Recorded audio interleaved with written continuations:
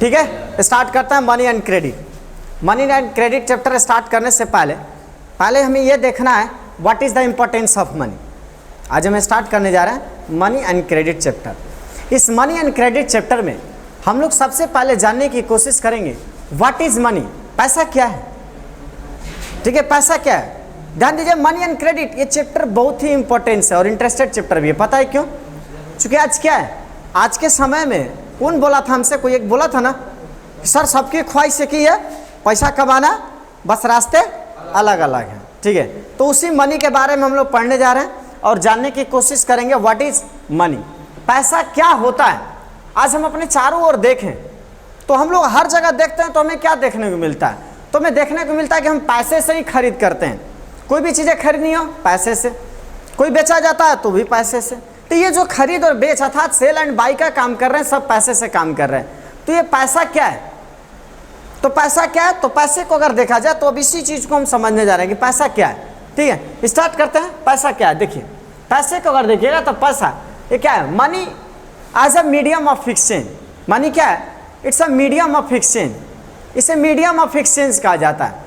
Medium of exchange का मतलब क्या है, हम लोग कोई भी गुड्स हो, कोई सर्विस हो, तो आज goods are being exchange with the use of money. पैसे से ही ना हम लोग सब खरीद बेच कर रहे हैं। अभी हमको कोई सामान खरीदना हो तो हम क्या करते हैं, पैसे से लेकर उसको हम खरीद लेते हैं। कोई सर्विस लेना हो हम लोग पैसा देते हैं, उसके बदले हमें सर्विस मिल रही है। तो इट मीन्स ये क्या कर रहा है, अब थोड़ा सा समझिए, ये मीडियम ऑफ एक्सचेंज क्या है कि हमने उससे कोई वस्तु लिया, उसके बदले हमने क्या दे दिया, पैसा। उसी पैसे से वो भी कोई चीज़ खरीद लेगा, वो भी देकर कोई वस्तु ले लेगा। तो यहाँ पर ये जो रोल कर रहा है, ये क्या कर रहा है, एक मीडियम ऑफ एक्सचेंजिंग का काम कर रहा है। तो मनी क्या है, it's a medium of exchange. आज किसी भी, देखिए हमने क्या लिखा है, a person holding money can easily exchange it for any commodity और सर्विस दैट ही और सी माइट वांट। इसका मतलब किसी व्यक्ति के पास अगर पैसा हो तो उस पैसे के जरिए कोई भी चीज़ें वो जो चाहता है वो खरीद बेच सकता है। कोई भी चीज़ें वो जो चाहता है वो खरीद सकता है अगर उसके पास पैसा हो तो। इसका मतलब देख सकते हो यहाँ पर क्या हो रही है, जो भी हम ट्रांजेक्शन कर रहे हैं वो किसके मदद से कर रहे हैं, पैसे के मदद से कर रहे हैं। लेकिन एक मिनट के लिए सोचिए, एक मिनट के लिए जरूर सोचिए कि अगर हम लोग के पास पैसा ना हो, पैसे नहीं है, अब बिना पैसे के अगर एक्सचेंजिंग करना हो तो कैसा होगा। मतलब हमने उनको सामान दिया, वो भी उनके बदले हमें सामान दे दिया। अगर ये मीडियम ऑफ एक्सचेंज पैसा ना हो तो कैसा होगा। तो इसके लिए समझने के लिए हम लोग को किसका एग्जाम्पल लेना है, तो take the case of shoe manufacturer. एक शू मैन्युफैक्चरर का एग्जाम्पल लेते हैं। सोचिए, पैसे को हमने हटा दिया, हटाने के बाद हमने पैसे को हटा दिया तो फिर कैसे लेन देन होगी। तो इसको अच्छे समझने के लिए हमें किसका एग्जाम्पल लेना है, एक शू मैन्युफैक्चरर का। एक जूता वाला अगर जूते बना रहा है तो उस जूते को वह बेचेगा, उसके बदले उसे क्या मिलेगा, पैसे, और पैसे से वो क्या खरीद लेगा, व्हीट, गेहूँ खरीद लिया हो। लेकिन ये सोचिए कि अगर पैसे ना हो तो उसे जूते को जो है वो किसको बेचेगा, जिससे गेहूँ लेना है तो पहले तो उसे ढूंढना पड़ेगा ना कि किसको जूते की ज़रूरत है, वो हमसे जूते ले लीजिए, उसके बदले हमें क्या दे दीजिए, गेहूँ दे दीजिए। डिफ़िकल्ट होगा कि नहीं होगा। तो यही हमने लिखा है कि इट वुड बी डिफ़िकल्ट, देखिए यहाँ पर क्या लिखा हमने, it would be difficult if the shoe manufacturer had to directly exchange shoe for wheat without the use of money.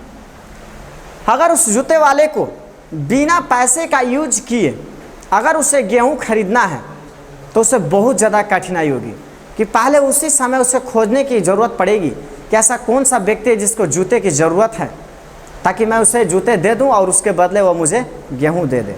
पूरा घूमना पड़ेगा। साथ ही दोनों पार्टियों को अगर देखा जाए तो मतलब क्या एग्री होना पड़ेगा कि आप मेरे जूते ले लीजिए और गेहूं दे दीजिए, होगा ना। तो ये जो दो, ध्यान दीजिएगा, ये जो बोथ पार्टी होती है, ये जब दोनों एक समय सहमत होते हैं और सहमत होने पर जो खरीद और बेच करते हैं उसे हम लोग क्या कहते हैं, डबल कॉन्फिडेंस ऑफ वन। अब सवाल देखिएगा, अगर आता है कि sir what is double confidence of funds, both parties, देखिए ये सवाल होता है what is double confidence of funds, तो both parties have to agree to sell and buy each other commodities, this is known as double confidence of fund. जब दो पार्टियां एक दूसरे के वस्तु को, सामान को खरीद और बेच पर एक दूसरे से राजी और सहमत हो जाती हैं, उसी को हम क्या बोलते हैं, डबल कॉन्सिडेंस ऑफ वाइड्स। और इस स्थिति में जब सामान खरीद बेच की सहमति बनती है, सामान खरीद बेच बनते हैं, इसे हम लोग डबल कॉन्सिडेंस ऑफ फंड्स कहते हैं। लेकिन जो ये गुड्स आर एक्सचेंजिंग, ये जो गुड्स चेंज किए जा रहे हैं, तो गुड्स चेंजिंग को हम क्या बोलते हैं, देखिएगा, in goods exchanging in a barter system where goods are directly exchange without the use of money. देखिए बार्टर सिस्टम, सवाल खड़ा होता है sir what is barter system, barter system क्या है? तो बार्टर सिस्टम में क्या होता है, goods are exchange without the use of money, पैसे का यूज नहीं होता है, वो क्या होता है, गुड एक्सचेंज किया जाता है। गुड एक्सचेंज करने का मतलब क्या है कि हमने उन्हें कोई वीट दिया, उन्होंने हमें क्या दे दिया, राइस दे दिया। हमको बार्टर सिस्टम पर बड़ा हंसी आता है, ठीक है। अगर मान लीजिए जैसा शादी विवाह करना हो तो होता है ना कि आप हमको अपनी लड़की दे दीजिए, मैं अपना लड़का दे देते हैं, इट्स अ बार्टर सिस्टम। एक वस्तु दिए उसके बदले कोई वस्तु लिए, लेकिन बीच में कौन आ जाता है, दहेज डॉरी सिस्टम आ जाती है, नहीं आता है। तो बार्टर सिस्टम चलते रहता तो कितना बढ़िया रहता है। ऐसी बार्टर सिस्टम की लड़ाई हो रही है, लोग कहता है दहेज मुक्त विवाह, और वहाँ कह देते हैं बार्टर सिस्टम विवाह, कितना अच्छा रहता है। लेन देन की प्रक्रिया चलती, दोनों पार्टियां सहमत हो गई ना, वो डबल कॉन्सिडेंस ऑफ वांट्स भी आ जाता है इसमें। चलिए खैर आते हैं, अब ये समझ में आया।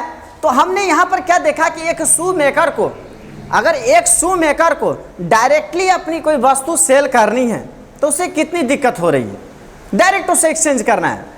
कि अगर एक शू मेकर है, उसको अगर जूते बेचने हैं, और जूते बेचने हैं तो अगर समझिए उस जूते के बदले उसको गेहूँ खरीदने हैं, तो एक जूते बेचने वाले को डायरेक्ट गेहूं खरीदना है तो उसको बहुत सारी दिक्कत होने लगेगी।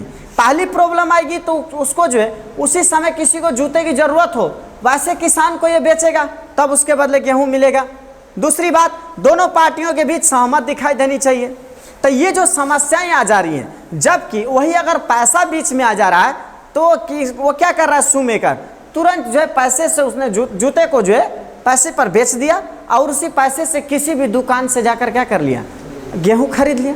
कितना इजी रहा। इट मीन्स अगर देखा जाए, सिंस, इसका मतलब क्या है, since money acts as an intermediate in the exchange process, so it is called a medium of exchange. क्या अगर देखा जाए मनी क्या कर रही है, यहाँ पे एक्सचेंजिंग पर एक इंटरमीडिएट के काम कर रही है, इसलिए हम कह सकते हैं कि मनी क्या है, it's a medium of exchange. समझ में?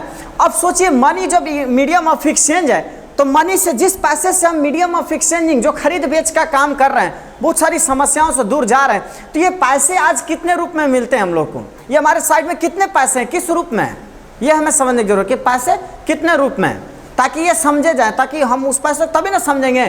तो इस पैसे हम लोग को कितने रूप में मिलते हैं, तो ये पैसे हमको लोग दो कंडीशन में मिलते हैं, ठीक है, मॉडर्न फॉर्म्स ऑफ मनी। चूंकि इससे पहले जो पैसे यूज किए जाते थे, इससे पहले पास्ट में क्या था, पास्ट में आप चले जाइए, पास्ट में आपको सिल्वर कॉइन्स मिलेगा, गोल्ड कॉइन्स मिलेगा, कॉपर कॉइन्स मिलेगा, लेकिन आज के पैसे पेपर और पेपर नोट्स और करेंसी कॉइन्स के रूप में, यही ना है मॉडर्न फॉर्म्स ऑफ मनी। अब मॉडर्न फॉर्म्स ऑफ मनी सोचिए, मॉडर्न फॉर्म्स ऑफ मनी, अब जो पेपर नोट्स और कॉइन्स है, अब इसमें यही समझने की जरूरत है सर, पहले तो पास्ट में जो है गोल्ड के कॉइन्स थे, सिल्वर के कॉइन्स थे, चलिए कोई मेटालिक कॉइन्स रहा करते थे, लेकिन आज के पैसे हम लोग को क्या देखने को मिलता है, पेपर नोट्स और कॉइन्स के रूप में मिलता है। तो सर पहले के पैसे तो वो सिल्वर के थे, गोल्ड के थे, तो इतना वैल्यूएबल थे और उस वैल्यू के अनुसार हमें कोई चीज़ मिल जाता था, लेकिन आज का पैसा वो पेपर नोट्स है, कॉइन्स है। तो पहले के पैसे वैल्यूएबल थे, गोल्ड सिल्वर के बने थे, लेकिन आज के पैसे पेपर नोट्स और कॉइन्स बने। तो ये सभी इतने वैल्यूएबल कैसे हो सकते हैं, आखिर ये पैसे क्यों एक्सेप्ट कर लिए जाते हैं, ठीक है, यही चीज़ समझेंगे। देखिए मॉडर्न फॉर्म्स ऑफ मनी आप देख सकते हैं पेपर नोट्स और करेंसी के रूप में मिलेगा। इसके बाद ठीक है, अब यही चीज़ समझना है, यहाँ पर आपको क्या देखने को मिला, पेपर नोट्स और कॉइन्स के रूप में मिलेगा। मॉडर्न करेंसी, अब देखिए ये मॉडर्न करेंसी, इसी की मैं बात कर रहा है कि जो आज की करेंसी है मॉडर्न करेंसी, तो मॉडर्न करेंसी जो पेपर नोट्स और कॉइन्स हैं, देखिए पेपर नोट्स और कॉइन्स हैं, तो पहले के जैसा प्रीशियस मेटल से नहीं बना है। तो आज के पैसे पहले के पैसे के प्रीशियस मेटल जिसे नहीं बने हुए हैं, पहले जिसे बनते थे प्रीशियस, जैसे गोल्ड से, सिल्वर से, इन सब से बने होते थे। तो आज के पैसे पेपर नोट्स और कॉइन्स नहीं बने हुए हैं। लेकिन इतना नहीं बनने के बावजूद भी आखिर ये पेपर नोट्स और कॉइन्स क्यों एक्सेप्टेबल है? आखिर ये पैसे क्यों एक्सेप्टेबल है? कि हम किसी को पेपर नोट्स अगर देते हैं वो हमें उसके बदले मोबाइल दे देता है, हम कोई भी चीज़ें खरीदना चाहें उससे हम खरीद सकते हैं। तो ये पेपर नोट्स पहले की तरह नहीं है वैल्यूएबल, फिर भी आज ये एक्सेप्टेबल क्यों है? तो ये पैसे क्यों एक्सेप्टेबल है? देखिए ये मनी क्यों एक्सेप्टेबल है? देखिए द करेंसी, ये जो पैसे एक्सेप्टेबल है, तो क्यों एक्सेप्टेबल है ये समझिएगा कि why is it accept as a medium of exchange? It is accepted because the currency is authorised by the government of the country. ये पैसा क्यों एक्सेप्टेबल है? क्योंकि सरकार के द्वारा क्या होता है, ये सरकार के द्वारा क्या होता है, पैसे ऑथराइज होते हैं। जो करेंसी आप यूज करते हैं ना, 500 के नोट, 1000 के नोट, तो इसको देखिएगा तो ये क्या रहता है, गवर्नमेंट के द्वारा ऑथराइज्ड रहता है, गवर्नमेंट के आदेशानुसार चल रही है। और दूसरी बात, the reserve bank of India issue currency notes on behalf of the central government. Central government के बिहाफ में केवल आरबीआई ही इस करेंसी को यूज करता है। No other individual organisation is allowed to issue currency. RBI के सिवा दूसरे का अनुमति नहीं है। ऐसा नहीं कि आपको अनुमति है तुरंत आप मशीन लगा दिए, डाई लगाकर तुरंत छापने शुरू कर दिए, ऐसा नहीं होगा। केवल आरबीआई ही ऐसा काम कर सकती है। दूसरा, the law legalizes the use of rupee as a medium of payment. जो कानून विधि है ना, विधि भी इसे अनुमति देती है कि आप जो है मीडियम ऑफ एक्सचेंज के रूप में इसी को यूज कर सकते हैं। तो सवाल ये खड़ा होता है, सर हमारे जो पहले के पैसे थे सिल्वर गोल्ड के बने होते थे, लेकिन आज के पैसे उतने प्रीशियस मेटल से नहीं बने, तो भी ये क्यों एक्सेप्टेबल होता है? तो आज के पैसे इसलिए एक्सेप्टेबल हो जाते हैं क्योंकि गवर्नमेंट के द्वारा ऑथराइज होता है। गवर्नमेंट खुद कहती है कि आप इसी पैसे से लेन देन करिए, ठीक है। दूसरी अगर देखा जाए तो आरबीआई गवर्नमेंट के बिहाफ में केवल आरबीआई ही से इशू करता है, दूसरा नहीं कर सकता है, ठीक है। इसी वजह से ये पैसे एक्सेप्टेबल होते हैं। तो हम लोगों ने क्या देखा कि जिस पैसे से खरीद बेच कर रहे हैं वो पैसे हमें करेंसी के रूप में भी दिखाई देता है, और दूसरा हमें पैसे किस रूप में दिखाई देता है? देखिए पैसा किस रूप में दिखाई देगा, दूसरा हमें पैसा किस रूप में दिखाई देगा? आइए इसको क्लोज करते हैं। देखिए पैसा दूसरे रूप में किस रूप में क्या दिखाई देगा? दूसरे रूप में डिपॉजिट विद बैंक्स। तो हम पैसे कहाँ रखते हैं? बैंक में। बैंक में अकाउंट खोलकर जो है हम चाहें तो वहाँ पर भी पैसे डिपॉजिट करते हैं, बैंक में खोलकर, ठीक है। उसको हम ऑफ करने के लिए बोला है, ठीक है। ये देखिए डिपॉजिट विद बैंक्स। तो डिपॉजिट विद बैंक्स में हम लोग दूसरा, अभी हमने बात किया सर हमें मॉडर्न फॉर्म्स ऑफ मनी, जो हमारे पास जो पैसा करेंसी है, पेपर नोट्स हैं, तो ये हमें पैसे तो चलिए इसी पैसे से खरीद बेच करते हैं, लेकिन ये पैसे हमें दो सिचुएशन में दिखाई देते हैं, एक करेंसी के रूप में और दूसरा डिपॉजिट विद बैंक्स के रूप में। तो डिपॉजिट विद बैंक्स में क्या होता है ये भी समझिए। हम लोग बैंक में अकाउंट खोलकर जो हमारे पास, ध्यान दिए, हम लोग के जो डेली यूजेज के होते हैं ना उतना पैसा निकाल लेते हैं, बाकी जो एक्स्ट्रा पैसा बचता है उसको हम बैंक में अकाउंट खोलकर उस पैसे को रख लेते हैं। वहाँ पर भी मेरा पैसा, वहाँ से भी खरीद बेच हम लोग कर सकते हैं, ठीक है। अब देखिए यहाँ पर हमने लिखा money is as deposit with banks, आपको वहाँ पर भी एक पैसा मिलेगा, ठीक है। यहाँ देखिए deposits in the bank accounts can be withdrawn on demand deposit and this deposits are called demand deposit. देखिए यहाँ पर मैं समझा रहा हूँ, समझिएगा। बैंकों में बैंक में जो अकाउंट खोलकर हमने पैसे रखे हैं, तो क्या होता है कि हम लोग जब बैंक जाते हैं तो बैंक जाने पर हमको एक फॉर्म मिलता है, उस फॉर्म को आप चले जाइएगा, आज भी हम लोग जाते हैं तो फॉर्म जाते हैं, तो फॉर्म में अपना अकाउंट नंबर, अमाउंट और सिग्नेचर लिखते हैं और ले जाकर उसको देते हैं कैशियर के पास, और कैशियर हमारे ही अकाउंट से हमें कुछ क्या देता है? पैसा देता है। और जो पैसा हम निकाले हैं जिस फॉर्म से, उसी फॉर्म को हम क्या कहते हैं? Demand deposit. उसे क्या बोलते हैं? Demand deposit. डिमांड डिपॉजिट का मतलब क्या? मैंने जो डिपॉजिट किया है, इसी डिमांड के थ्रू, डिमांड डिपॉजिट के थ्रू हमारा डिपॉजिट हमें दे दीजिए। तो डिमांड डिपॉजिट के थ्रू हम लोग अपना जो भी पैसा होता है उस पैसे को क्या कर लेते हैं? विड्रॉ कर लेते हैं, ठीक है। यही नहीं, इसी डिमांड डिपॉजिट से हमें और भी एक्स्ट्रा एक फैसिलिटी मिलती है। समझ रहे बात हमारी। और ये पैसे हम निकाल सकते हैं। अब कोई भी वर्कर्स अगर काम कर रहा है तो आपको क्या देखने को मिलता है कि जो वर्कर्स काम किया, कुछ भाई पैसे उसे ज़रूरत पड़े तो उसने कुछ पैसे जो है काम के लिए रख लिया, कुछ पैसे क्या कर दिया उसने उसी बैंक में छोड़ दिया या बैंक में ले जाकर डिपॉजिट कर दिया, तो उसने पैसा अपना रखा है ना, और जब ज़रूरत होगा तब निकाल सकता है। और किसके थ्रू निकालेगा? Demand deposit. ये डिमांड डिपॉजिट से हमें एक और फैसिलिटी मिलती है, और वो फैसिलिटी हमें क्या मिलती है? चेक। चेक क्या होता है?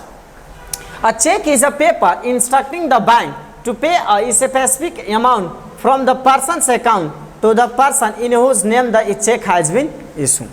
चेक क्या होता है?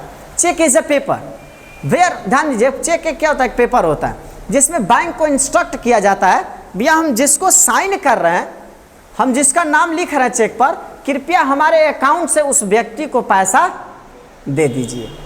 तो कैश की भी लेन देन नहीं हुई, हम लोगों ने चेक के माध्यम से क्या कर दिया? कोई चीज़ खरीद भी लिया और उससे हम लोगों ने क्या कर लिया? लेन देन कर लिया। इस तरह से भी हम लोग खरीद बेच करते हैं। वाकई में अच्छा फैसिलिटी चाहिए, ये करेंसी से दूर रहेंगे। लॉकडाउन में नहीं देखे थे? लॉकडाउन में क्या देखने को मिला? लॉकडाउन में क्या देखने को मिला? तो लॉकडाउन में देखने को हम लोग को ये मिला था कि उस लॉकडाउन में सभी लोग कैशलेस होना शुरू कर दिए थे। याद है? कैशलेस होना शुरू कर दिए थे। इतना गूगल पे, पेटीएम, फोन पे यूज करने लगे लोग। तो ये गूगल पे, पेटीएम, फोन पे यूज करने लगे, इससे क्या था? लोग कैशलेस की ओर होने लगे थे लॉकडाउन में। देखिए, ठीक है। अब ये देखिए, ध्यान दीजिएगा, तो ये हमारे पास चेक भी है। हम चाह जाए तो कैश ना लेने के बजाय हम लोग क्या कर सकते हैं? चेक के माध्यम से भी लेन देन कर सकते हैं। तो आपके यहाँ पैसे, आप समझ गए ना कि सर जिस पैसे से खरीद बेच हम लोग करते हैं, ये पैसे में दो रूप में दिखाई देता है, एक करेंसी के रूप में और एक डिपॉजिट विद बैंक्स के। ठीक है, वहाँ से करेंसी के रूप में भी हम खरीद और बेच कर सकते हैं, और डिपॉजिट विद बैंक से भी हम चाह जाए तो खरीद बेच कर सकते हैं। आप यहाँ पर जब भी आप कह सकते हैं सर बैंक से कैसे? तो चेक के थ्रू हम कोई भी चीज़ को भुगतान कर देंगे, वस्तु खरीद सकते हैं हम लोग। ठीक है, समझ में आ रही है बात? और आज तो दुनिया इतना बदल गई है कि कहने ही नहीं कि भाई सबके पास पैसे हैं। वो क्या करते हैं? गूगल पे है, फ़ोन पे है, चाहे पेटीएम है, तुरंत उन्होंने स्कैन किया और तुरंत अपने अकाउंट से उसको पेमेंट कर दी। कर दी कि नहीं कर दी? तो सर ऐसा पैसा देखने को मिलता है हम लोग को। ठीक है, तो अब आते हैं, देखिए, देख ले, पैसे के बारे में आप समझ लिए। अब हम लोग का चैप्टर्स का क्या नाम था? तो हम लोग के चैप्टर्स पर अगर देखिएगा कि सर हम लोग के चैप्टर्स का क्या नाम था, तो चैप्टर्स का नाम हम लोग का क्या था? अच्छा, एक सवाल मैं पूछता हूँ, यहाँ पर देखिए, बहुत अच्छा समझा रहे हैं। हम लोग जो मनी के बारे में समझ रहे थे ना, मनी के बारे में ना, अब यहाँ पर हम लोग समझेंगे सर मनी के बारे में आपने समझाया। तो मनी के बारे में आपने क्या समझाया कि सर मनी क्या होती है? तो मनी को हम लोगों ने कहा कि sir it's a medium of exchange. Medium of exchange, इसे मीडियम ऑफ एक्सचेंज कहते हैं। इसके थ्रू ही हम कोई खरीद बेच करते हैं। ये पैसे हमें किस रूप में दिखाई दिए? सर दो रूप में दिखाई दिए। कैसे दिखाई दिए? तो एक हमें करेंसी के रूप में दिखाई दिया, और दूसरा हमें पैसा क्या दिखाई दिया sir? Deposit with bank. Deposit with bank दिया। हम तो करेंसी के रूप में हमने देखा कि सर जो पैसे है उस पैसे से हम लोग क्या करेंगे? जो करेंसी है, पेपर नोट से, उसी से हम कोई चीज़ें खरीद सकते हैं। लेकिन सर सवाल ये खड़ा होता है, सर पहले के पैसे सिल्वर से, गोल्ड से, कॉपर से बने होते थे, तो उतने प्रीशियस मेटल से बने होते थे जिसकी वजह से खरीदारी हो जाती थी। लेकिन आज के पैसे पेपर नोट्स हैं, कॉइन्स हैं, उतना वैल्यूएबल नहीं है, तो भी उस पैसे से हम खरीद लेते हैं। तो आखिर इस पैसे को इतना वैल्यूएबल क्यों मानते हैं? Why is this money acceptable? ये एक्सेप्टेबल क्यों होता है? लोग क्यों एक्सेप्ट करते हैं इसे? इस वजह से एक्सेप्ट करते हैं चूंकि गवर्नमेंट के द्वारा ऑथराइज होती है। दूसरा, अगर देखा जाए तो केवल आरबीआई ही इसे इशू कर सकता है। तीसरा, सबसे बात की जो लॉ होता है इसे ही लीगलाइज करता है। चौथी बात कि आरबीआई को छोड़कर दूसरा कोई ऑर्गेनाइजेशन नहीं है। तो इस पैसा एक रूप में इधर दिखाई देता है। दूसरा आपको क्या दिखाई दिया कि डिपॉजिट विद बैंक्स, कि हमने पैसे जो अकाउंट्स में रखे हैं, वहाँ से जब चाहे तब हम लेकर जो है कुछ खरीदारी कर सकते हैं। तीसरी बात कि अगर हम चाह जाए तो सर हम बैंक में जाते हैं, जाकर वहाँ डिमांड डिपॉजिट जो हमें फॉर्म मिलता है ना भरने को, उसको ही डिमांड डिपॉजिट बोलते हैं, डीडी।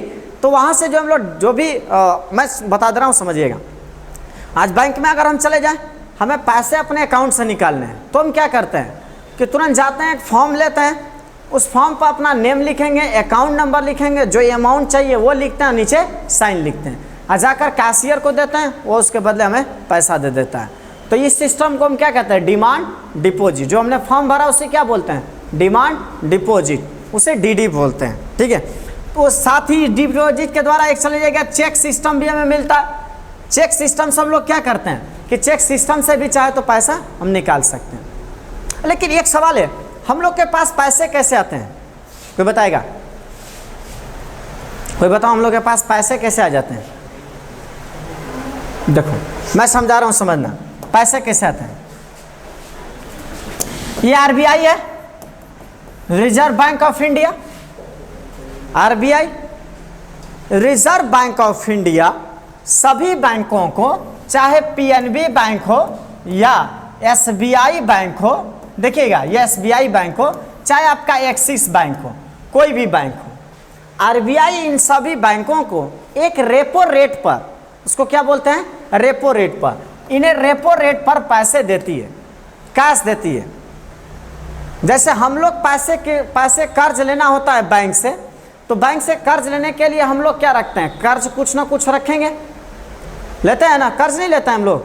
तो हम लोग बैंक से लोन लेने के लिए ज़मीन का कागज़, घर का कागज़, कुछ ना कोई चीज़ जो है मॉर्गेज रखेंगे।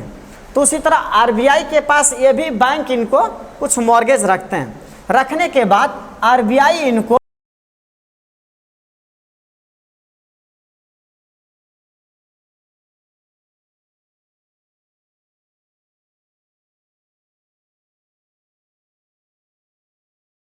इस रेपो रेट के जरिए इनको पैसा देती है। अब ये सभी लोग 2% पर इन्होंने जो पैसा लिया है, इस पैसे को ये क्या करते हैं कि लोन एक्सटेंड करते हैं। क्या करेंगे, लोन एक्सटेंड करेंगे इसको 5% पर, ठीक है। ये लोग पैसे को, कैश को क्या करेंगे, नहीं रखेंगे, 5% पर किसी न किसी को लोन दे देंगे। जब लोन दे दिया आपने, ये मर्चेंट किसी को दे दिया आपने, किसी फार्मर को आपने पैसा दे दिया, किसी घर मकान बनाने वाले को आपने पैसा दे दिया, तो क्या ये लोग पैसे से खरीदारी करेंगे कि नहीं करेंगे, करेंगे ना। और ये जो खरीदारी करेंगे तो आपके दुकान पर खरीदने आए तो आपके पास भी पैसा आ गया कि नहीं आ गया, उन्होंने खरीदने आए तो आप पैसा आ गया, आपने किसी को दिया पैसा आ गया। तो ये पैसा कैसे रन कर रहा है, देख रहा है ना, कैश। लेकिन आज बैंक जो है आरबीआई जब कह दे रिवर्स रेपो रेट, जो रिवर्स रेपो रेट है, रिवर्स रेपो रेट पर कहे कि आप लोग मुझे कैश दे दीजिए।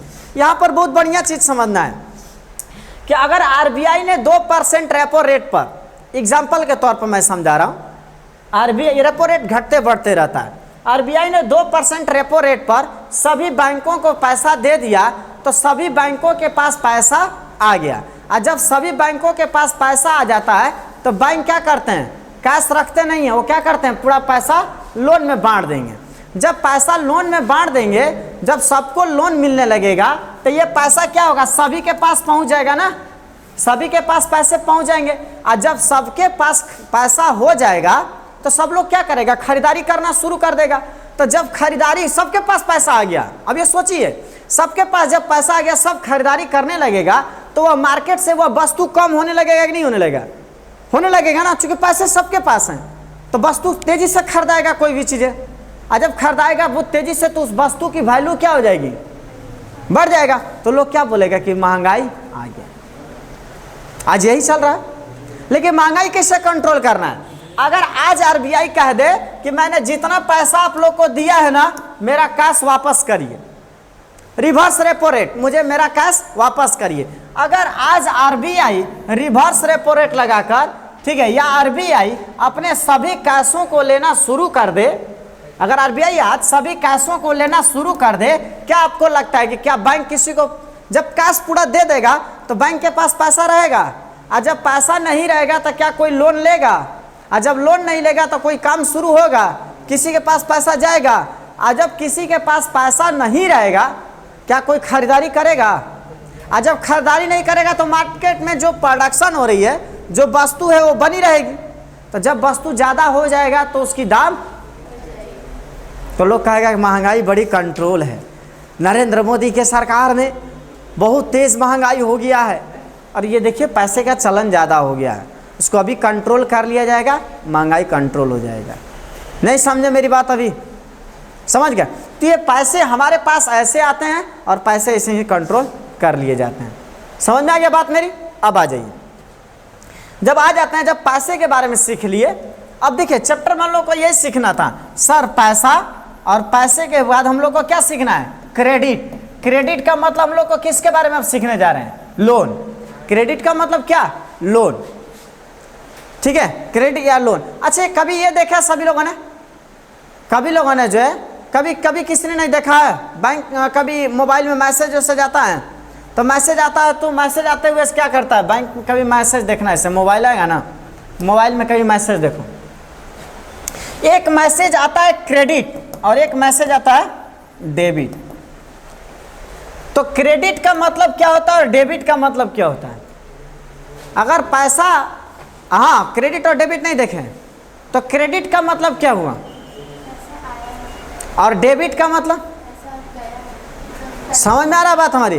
क्रेडिट का मतलब क्या हुआ, पैसा आप में, और डेबिट का मतलब क्या हुआ, समझ में आ रही बात। इसीलिए डेबिट कार्ड होता है। डेबिट कार्ड क्यों बोलते हैं कि sir it's a debit card, तो क्यों डेबिट कार्ड बोलते हैं, डेबिट कार्ड का मतलब पैसा निकालने वाला कार्ड। नहीं समझे मेरी बात, समझ में आ गया। तो ये क्रेडिट और डेबिट होता है। तो वैसे क्रेडिट, क्रेडिट का मतलब क्या, हम लोन के बारे में पढ़ेंगे। आइए लोन के बारे में पढ़ते हैं, ठीक है, देखते हैं लोन के बारे में।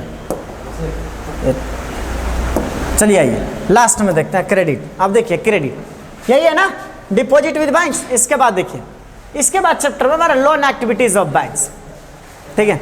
इसके बाद हम देखते हैं लोन एक्टिविटीज ऑफ बैंक्स।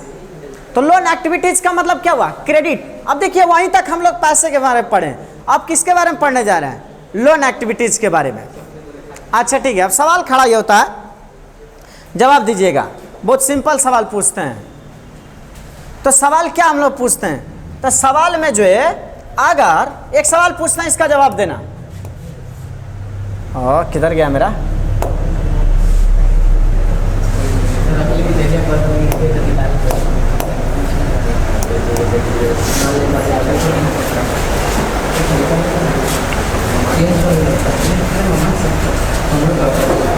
अब देखिए एक सवाल करते हैं, पब्लिक से, जो पब्लिक ने पैसा बैंक अकाउंट में डिपॉजिट किया, पब्लिक ने जो पैसा बैंक में डिपॉजिट किया, बैंक उस पैसे के साथ क्या करती है,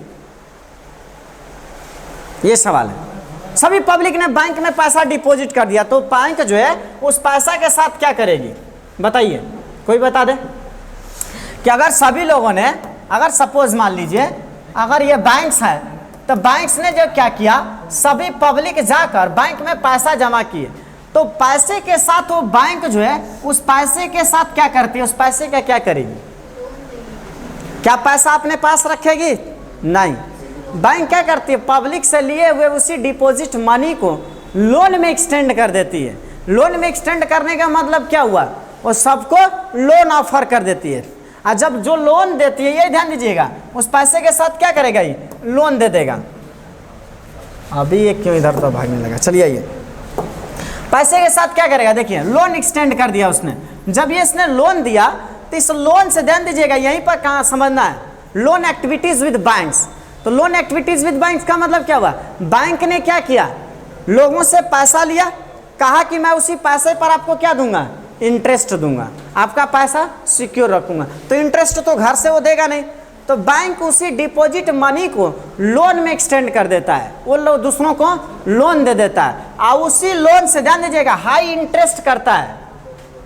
हाँ, हाई इंटरेस्ट लेगा, और वही इंटरेस्ट लेकर, ध्यान दीजिएगा, वही इंटरेस्ट लेकर वो आपको भी इंटरेस्ट देता है और उससे अपनी भी कमाई करता है। समझ में आ रही है बात हमारी। तो देखिए यही जो है आपको समझना है। आते हैं आगे, देखिए यही मैं समझा रहा था कि sir loan activities of banks. तो लोन एक्टिविटीज ऑफ बैंक्स में what do the banks do with the deposit which they accept from the public. Bank ने जो पब्लिक से पैसा लिया, उस पैसे के साथ क्या करते हैं, तो बैंक ने जो पैसे लिए थे, तो bank keeps only a small proportion of their deposit as cash. Cash के रूप में बैंक जो केवल 15% पैसा अपने अकाउंट में रखती है, बाकी सभी पैसों को क्या करती है, लोन में सेंड कर देती है। अब लोन में दे दिया उसने, और यही लोन देखिएगा, देखिए the bank use the major portion of deposit to extend loans. Loans में उसने दे दिया, bank charge a higher interest rate on loans than what they offer on deposit. आपने पैसा डिपॉजिट किया, तो जो आपने पैसा डिपॉजिट किया है तो मैं आपको इंटरेस्ट दे रहा हूं, लेकिन जिसको मैं लोन दे रहा हूं वो आपसे कहीं ज़्यादा उससे इंटरेस्ट लूँगा। और जो इंटरेस्ट ले रहा हूं और जो इंटरेस्ट दे रहा हूं, इन दोनों के बीच की जो डिफरेंस होती है वही बैंक्स की कमाई होती है। समझ में आ रही बात हमारी? ध्यान देखिए, bank charge higher interest rate on loans than what they offer on deposit बोलते हैं। The difference between what is charge from borrowers and what is paid to depositors is their main source of income. समझ में आ रही है बात हमारी? कि जो उन्होंने बोरोवर, जिसको लोन दिया, उन्होंने लोन का जो ब्याज हुआ और इधर डिपॉजिटर को जो पैसा दिया, इन दोनों के बीच की जो डिफरेंस है उसी को हम क्या बोलते हैं? बैंक्स की इनकम। यही बैंक का इनकम है। समझ में आ रही है?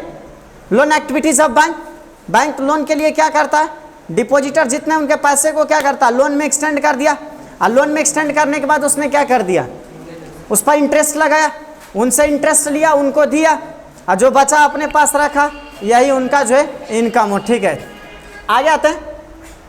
अब देखिए लोन एक्टिविटी। अब ये सवाल होता है सर, जो आप लोन एक्टिविटी समझा रहे हैं बैंक का, तो चलिए मान लीजिए कि हम लोगों ने बैंक से पैसा ले लिया, लेकिन सवाल ये होता है कि सर हम लोग क्या करेंगे, हम लोग कैसे लोन लेंगे?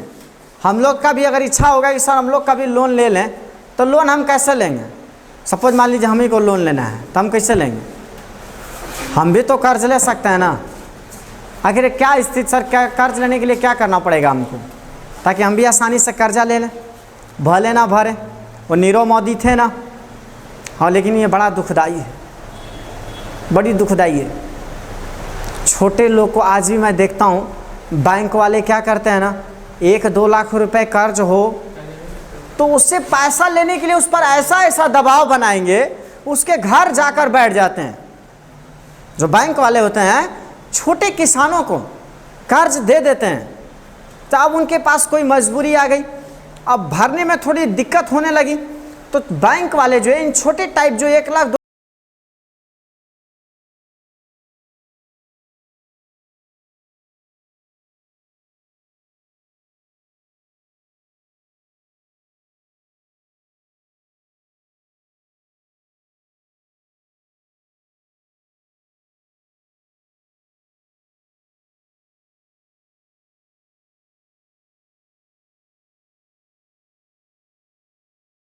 लाख के कर्ज लिए, उन पर ऐसे दबाव बनाते हैं, ऐसे लोन पैसे मतलब निकालने के लिए ऐसे ऐसे तरकीब अपनाते हैं, बड़ा पेनफुल होता है।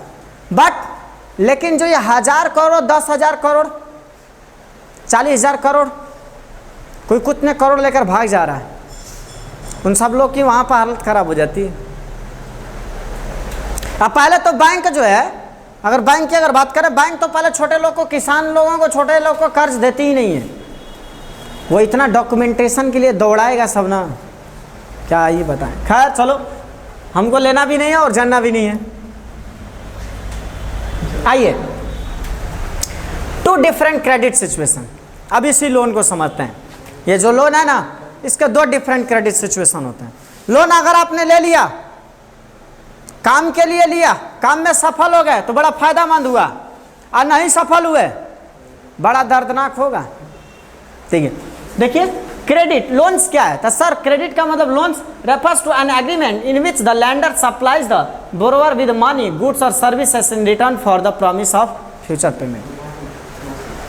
लोन क्या होता है? तो हम किसी एक दूसरे को लोन देते हैं, कोई लोन लेते हैं। लोन में क्या होता है? तो लोन जो है ये धन जाए, लोन में क्या होता है? लोन में एक एग्रीमेंट होती है। एग्रीमेंट में गारंटी के तौर पर बोरोवर कुछ अपने पास और कुछ बोरोवर जो कुछ गारंटी के तौर पर रखता है, ठीक है, ताकि मैं फ्यूचर में पेमेंट कर सकूं। तब लेंडर जो जाकर कर्ज देता है। समझ में आ रही है बात हमारी? अब जैसे देखिए अब देखिए यही चीज़ें होती हैं। अब इसमें हम समझेंगे, लेकिन टर्म्स ऑफ क्रेडिट में समझेंगे। पहले ये समझिए, अब गांव के देखिए लोन कैसे लिया जाता है। लोन समझ गए ना? लोन लेने के लिए आपको क्या करना है? क्रेडिट मीन्स क्या होता है? लोन। लोन क्या होती है? तो लोन एक समझौता है सर, कि कोई किसी को कर्ज देता है तो फ्यूचर पेमेंट के लिए आप कोई भी चीज़ें मॉर्गेज के रूप में रख दिए कि हम फ्यूचर में आपका पेमेंट कर देंगे, तो लोन मिल जाता है आपको। ठीक है, आज भी अगर गांव में चले जाइए, गांव में अगर आज भी चले जाइए तो गांव में आपको क्या देखने को मिलेगा? गांव में चले जाइएगा ना, बहुत सारे लोग ना लोन लेते हैं, कर्ज लेते हैं, लोग कर्ज लेते हैं। गांव में जो है छोटे टाइप के किसान, मतलब फूड प्रोडक्शन के लिए आप कहिए, चाहे फर्टिलाइज़र खरीदने के लिए कहिए, कोई मशीनरी या पाइप वाइप खरीदने के लिए कहिए, सीड्स खरीदने के लिए कहिए, उन सभी से ये क्या करते हैं? कर्ज लेते हैं। कर्ज लेकर वो सभी सामान खरीदते हैं, अब फिर प्रोडक्शन होने के बाद, गेहूं चावल बिकने के बाद वह पैसे उनको वापस कर देते हैं। समझ में आ रहा? वही अर्बन एरिया, शहरों में चले जाइए तो शहरों में भी लोग क्या करते हैं? लोन लेते हैं, उसमें वहाँ पर भी लोन लेते हैं, लेकिन दोनों के अलग अलग फायदे हैं। ठीक है, अब देखिए इसको हम समझाएंगे। देखिए अब एग्जाम्पल के तौर पर एक स्वप्ना का केस लेते हैं। तो स्वप्ना का केस क्या है? स्वप्ना क्या करती है बेचारी कि वह खेत में अच्छा प्रोडक्शन करने के लिए वो लोन लेती है, बैंक से उसने लोन ले ली। लोन लेने के बाद वह कर्ज नहीं दे पाई। जब कर्ज नहीं देने पाई तो बैंकों के दबाव के वजह से उसे अपने खेत और ज़मीन बेचने पड़े। तो सोचिए, recovery is very painful if you fail to pay the amount. अगर आप जो है पेमेंट अर्थात एक पैसे को देने में असमर्थ हो जाते हैं तो फिर आपसे रिकवरी बड़ा दर्दनाक होगा। कोई चीज़ तो बेचना पड़ेगा ना, कैसे भी तो आपको लोन देना ही पड़ेगा, कैसे भी लोन देना पड़ेगा। लोन से आप भाग नहीं सकते हैं, आप लिए हैं तो आपको देना पड़ेगा, किधर भी नहीं जा सकते हैं। तो अगर आप दे दिए तो अच्छा है। अब जैसे एक एग्जांपल दिया सलीम का, कि आप सलीम चले जाइए, वो खेत में प्रोडक्शन के लिए क्या करता है कि पैसा लेता है लोन, लेकिन अगली बार दोगुना कमाई करके वो उसे क्या करता है? रिटर्न कर देता है। वही स्वप्ना देख लीजिए, फेल हो जाती है, दिक्कत हो रही है ना। अब आगे आ जाओ। अब इसमें चलिए, credit in this case, Swapna के केस में pushes the borrower into a situation from which recovery is very painful. बोले हैं अभी समझाएं। दूसरा अगर चले जाइए, क्रेडिट डिपेंड्स, हाँ क्रेडिट का अगर लीजिए, कर्ज का, लोन का, ये बहुत रिस्क होती है। जब आप ज़रूरत है तो आपने लिया, नहीं ज़रूरत है तो मत लीजिए। अगर लेते हैं फिर समझिए आपको देना पड़ेगा, और नहीं दे पाए तो भी आपके लिए बहुत दिक्कत होगा।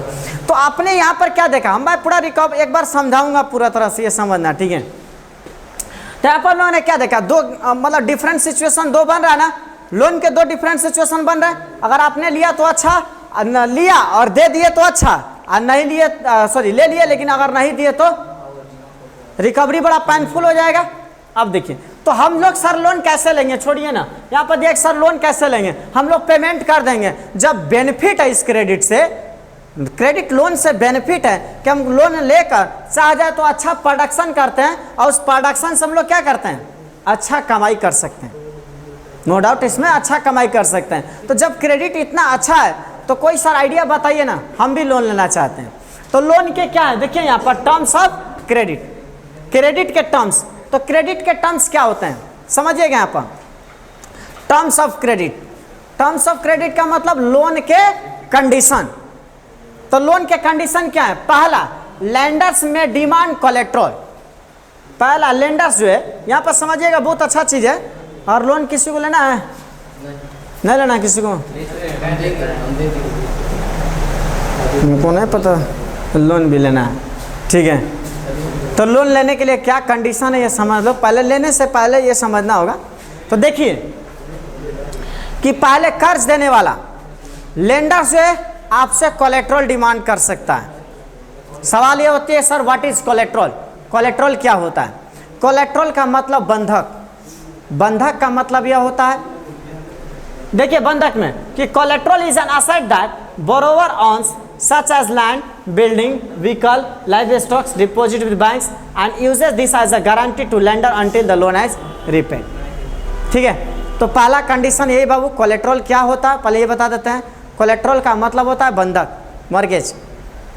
जो भी कर्ज लेने वाले होते हैं उनको बंधक के तौर पर कुछ चीज़ें रखनी पड़ती हैं, जैसे ज़मीन हो, घर हो, कोई भी आभूषण हो, ऐसे आपको रखना पड़ेगा। और वो कर्ज जब तक से आप नहीं पे करते हैं तब तक से वो गारंटी के तौर पर वैसे ही रहेगा। आपने कर्ज दे दिया, आपका सामान मिल जाएगा। तो पहला यही कंडीशन है कर्ज लेने के क्रेडिट क्या है? पहला, आपको कोलेट्रल देना पड़ेगा। कंडीशन नंबर 2, यहाँ देखिए कंडीशन नंबर 2, आपने अगर पेमेंट नहीं दिया तो वह कोलेट्रल बेचकर उस पैसे को वापस ले लेगा। ठीक है। कंडीशन नंबर 3, ध्यान दिए, कंडीशन नंबर 3 यह है कि आप मोड ऑफ पेमेंट, मेरा पैसा कैसे दीजिएगा, इंस्टॉलमेंट में दीजिएगा कि एक ही बात दीजिएगा, मंथली दीजिएगा, वीकली दीजिएगा, ये 3 चीज़ें चाहिए। तो interest rate, collateral, documentation requirement और मोड ऑफ पेमेंट, ये टर्म्स ऑफ क्रेडिट के इंपॉर्टेंस टर्म्स हैं, कंडीशन है। इतने चीज़ें आप तैयार रखिए, आपको पैसा मिल जाएगा। तो इसमें जो इंटरेस्ट रेट पर भी कितने लोग होते हैं तैयार हो जाएंगे, ये कोलेट्रल पर भी तैयार हो जाएंगे, मोड पेमेंट पर भी तैयार हो जाएंगे, लेकिन डॉक्यूमेंटेशन के लिए इसमें पता है सबसे बड़ा खेल कौन खेलता है? Bank manager. आज भी बैंक मैनेजर के पास चले जाइए, आप कहिए कि सर मैं, अब तुम्हारे पास बहुत अच्छा आइडिया है, अगर हमारे पास कोई बहुत अच्छा आइडिया है, सर मैं कुछ इस टाइप का बिजनेस करना चाहता हूँ, मैं ये कुछ करना चाहता हूँ, आपके पास बहुत डिफरेंट आइडिया है, इतने डिफरेंट आइडिया है कि आप चाह जाइए तो बेहतर कर सकते हैं। और उस डिफरेंट आइडिया को लेकर आप चाह जाए कि अगर कोई मतलब कंपनी खड़ा कर दें, आप कोई व्यवसाय खड़ा कर लें, और उसी आइडिया को लेकर आप बैंक के पास जाइए, बैंक वाला इतना डिमांड करेगा ना, कहेगा कि अभी टाइम हो गया है, कल आइए, अभी सभी लोग लंच के लिए गया, दोपहर बाद आइए। तीसरा कंडीशन, इसमें ये आधार कार्ड कम है, ये लाइए, पैन कार्ड में ये कम है, वो लाइए। इतना डॉक्यूमेंटेशन डिमांड करेगा और इतना दौड़ा देगा कि अगले दिन लोग कहेगा कि माई बाप छोड़ दीजिए, हमको लोन नहीं चाहिए। आधा लोग तो इसी डर के वजह से नहीं जाता है।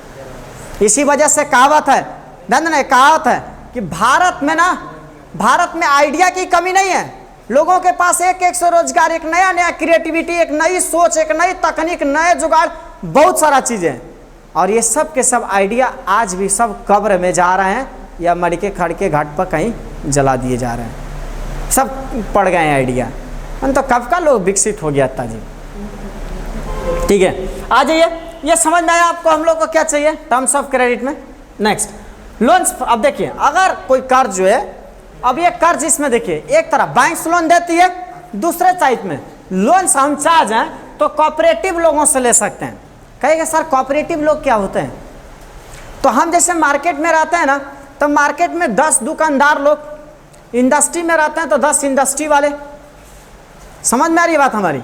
जहाँ पर कोई काम चल रही है, मान लीजिए छोटे छोटे स्मॉल इंडस्ट्रियाँ, वहाँ के लोगों का ग्रुप, तो फार्मर्स ग्रुप हो, वर्कर्स ग्रुप हो, ठीक है, इंडस्ट्रियलिस्ट ग्रुप्स हो, तो वहाँ से अगर आप चाह जाइए तो सपोर्ट ले सकते हैं। उन्हें हम क्या कहते हैं? कोऑपरेटिव।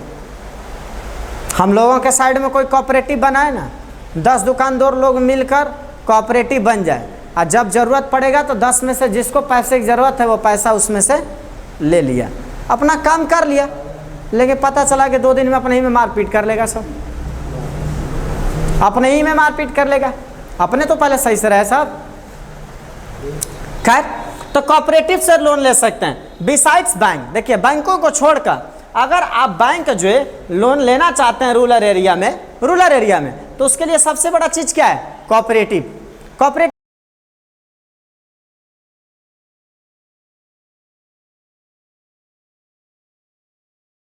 से लीजिए, बैंक से उतना टेंशन ही नहीं रहेगा। ठीक है। दूसरा अगर चले कोऑपरेटिव का, सर कहिएगा सर कोऑपरेटिव क्या होता है? तो कोऑपरेटिव का मतलब होता है, जैसे देखिए यहाँ पर लिखे हैं, फार्मर्स कोऑपरेटिव, वीवर्स कोऑपरेटिव या इंडस्ट्रियल वर्कर्स कोऑपरेटिव। इन सभी कोऑपरेटिव एक दूसरे से काम चलाते हैं। बैंकों से लोन लेने से अच्छा है कि हम लोग कोऑपरेटिव से लोन लें। बैंक वाले अभी बोले ना कि बैंक मैनेजर के पास जाइए, आपके पास बहुत अच्छा आइडिया हो जी, बहुत अच्छा आइडिया हो, आप चाहते हो कि मैं कुछ बेहतर करूं, बैंक मैनेजर आपको कभी लोन नहीं देगा। अब वहीं अगर बात कर लीजिए कि सर 10% आपका, ठीक है कोई दिक्कत नहीं, मैं देख लूँगा, कोई बात नहीं है, आप कल आइए, कल साइन कर देंगे, हो जाएगा। क्या सिस्टम है या इट्स करप्शन, यही है। अरे वो नीरव मोदी चाहे विजय माल्या, ये सभी लोग पैसे लेकर भागे, क्यों भागे? वो बैंक मैनेजर से उनकी जब बात हुई ना, तो बैंक मैनेजर ने कहीं ना कहीं एडजस्टमेंट कर दिया और पैसे उनको मिल गए। और यही आप एक गरीब आदमी को बैंक को कह दीजिए ना कि भैया इनको पैसे दे दीजिए, एक ठेला खरीदना है, आज सब्जी बेचकर अपना बेचारा जीवन यापन करेगा, दे दे तो उस गरीब आदमी से बैंक जो है उसको 1 लाख रुपए 20,000 रुपए देने के लिए वो बैंक वाला उस आदमी से इतना डॉक्यूमेंट्स का डिमांड करेगा, ऐसा ऐसा कंडीशन रखेगा कि बैंक मैनेजर से परेशान होकर, डॉक्यूमेंट से परेशान होकर चला जाएगा। लेकिन वही बैंक मैनेजर को कह दिया जाए कि 2% ले लीजिए, 5% ले लीजिए, चुटकी में लोन पास हो जाएगा। क्या समझ में? तो हमारे कुछ ऑफिसर्स, कुछ कर्मचारियों के भी योगदान है इस देश को अभी तक से गड्ढा में, बेरोजगारी में रखने में। ठीक है, ऐसा नहीं कि मतलब हम ही लोग केवल जिम्मेवार हैं, वो लोग भी जिम्मेवार हैं इसके। चलिए आगे देखते हैं। अब ये समझ में आ गया टर्म्स ऑफ क्रेडिट। इसके बाद देखिए, इसके बाद क्या है, formal sector credit in India. Bharat में जो कर्ज होता है ना, वो कर्ज 2 तरह से लिया जाता है, एक फॉर्मल और एक इनफॉर्मल। फॉर्मल एक इनफॉर्मल होती है। फॉर्मल किसे कहते हैं बाबू? तो फॉर्मल चले जाइएगा तो फॉर्मल हम जो है बैंक से या कोऑपरेटिव, बैंक से जो लोन लेते हैं ना, बैंक से लोन लिया आपने, कोऑपरेटिव से लोन लिया, उस लोन को हम क्या कहते हैं? फॉर्मल।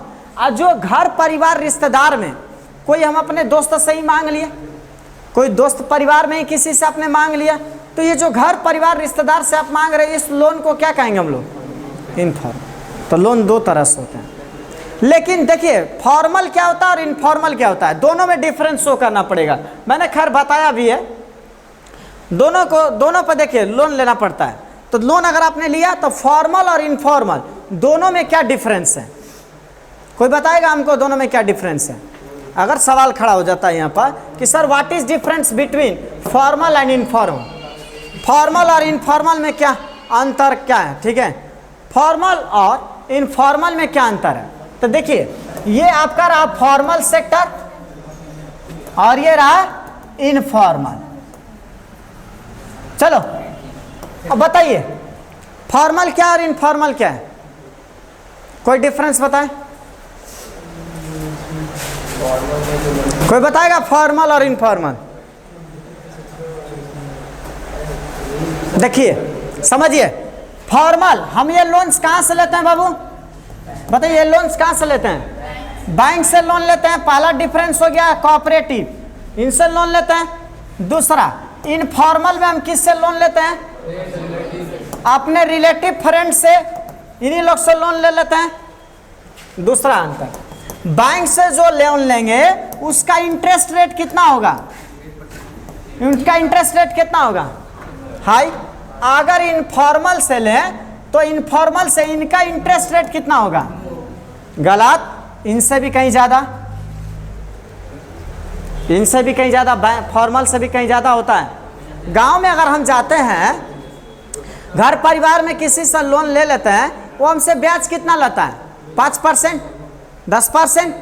तो हम लोग ब्याज ही भरने में रह जाते हैं। जबकि इनफॉर्मल में अगर आप फॉर्मल में अगर चले जाइए तो इसमें आपको क्या मिलता है?